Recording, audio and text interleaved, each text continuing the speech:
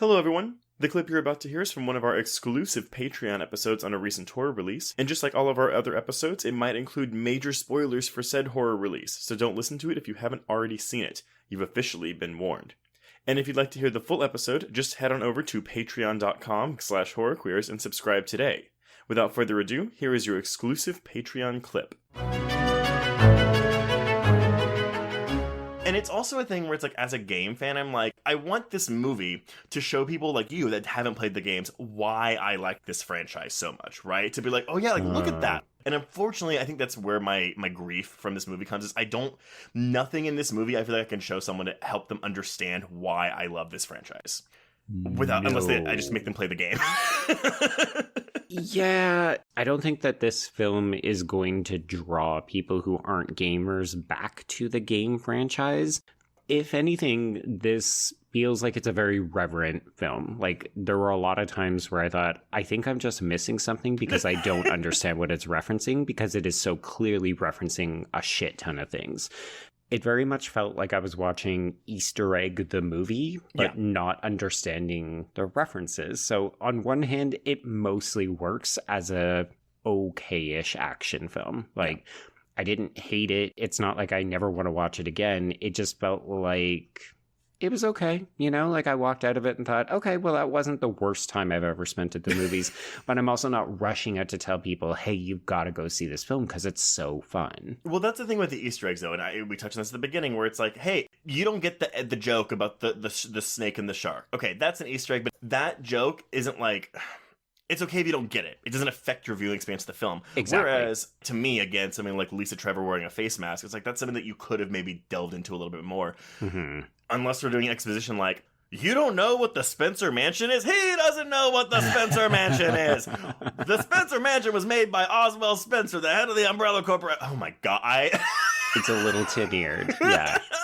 Like, get that exposition out. I will tell you something I did like, though, that I think no one will agree with me on. Okay. I liked the needle drops. Oh, I fucking loved the needle drops. But also, I'm a huge Jessica Page fan, so the minute that you've got a zombie lit on fire walking into a room to crush, I am dying. And my theater went apeshit for this. I mean, because it is genuinely funny. You know that this is the intention behind this. I mean, you have Leon asleep at the front desk of the station with the doors open. Mm-hmm. An 18-wheeler tanker blows up 50 feet away. Oh, yeah. Yep. He doesn't wake up. No. He doesn't feel the heat. No. This thing is almost within arm's reach of him before it gets blown away by the captain.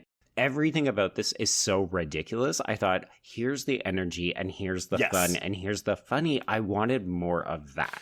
Well, that's the thing, you know, like Roberts has said time and time again, like, oh my God, we're going back to the horror roots of the game. And as someone who did find, like, the first 47 Meters Down movie very scary, like, I don't find this movie very scary. No. But here's the thing, too, okay? So, like, thematically, using Crush here doesn't really make a lot of sense.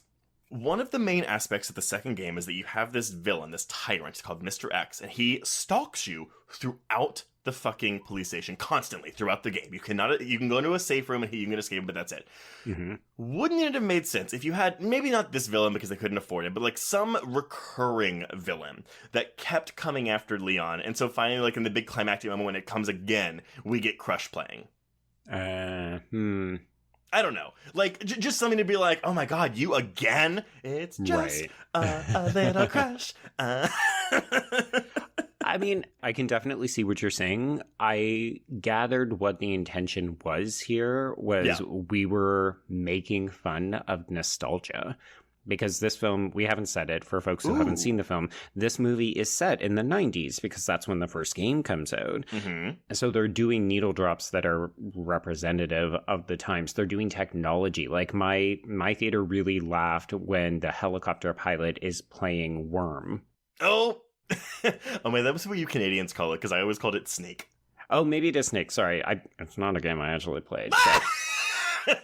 We put it on our calculators, like our graphic calculators when we were in high school, because just to play when we didn't want to listen in class. Yeah, we just did boobless upside down, but yep. Mm-hmm.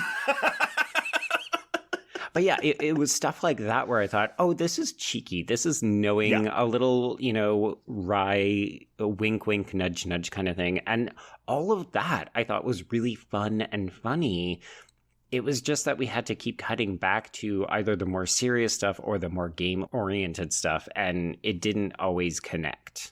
I find this so interesting. So I agree with you. I actually think that this is the most successful part, most successful parts of the film because it feels the most confident. Mm-hmm.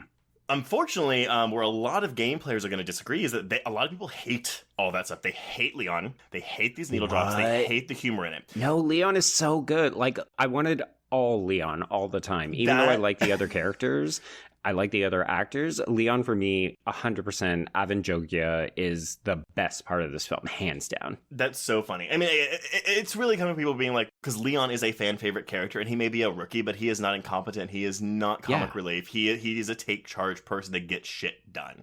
Okay, so he's not like his game counterpart. No.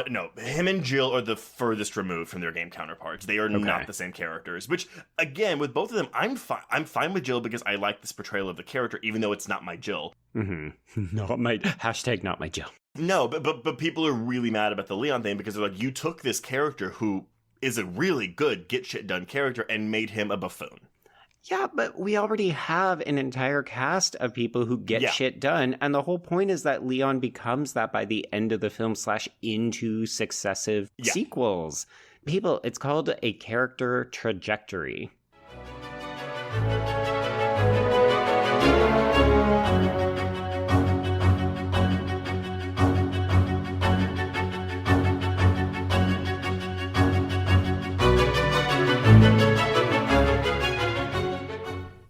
It was late in the afternoon when the professor and I took our way towards the east, whence I knew Jonathan was coming. Jonathan Harker has asked me to note this, as he says he is hardly equal to the task, and he wants an exact record kept. Dear Madam Mina, I have read your husband's so wonderful diary. Strange and terrible as it is true. I will pledge my life on it. God preserve my sanity, for to this I am reduced. Safety and the assurance of safety are things of the past. I am in hopes that I shall see more of you at Castle Dracula.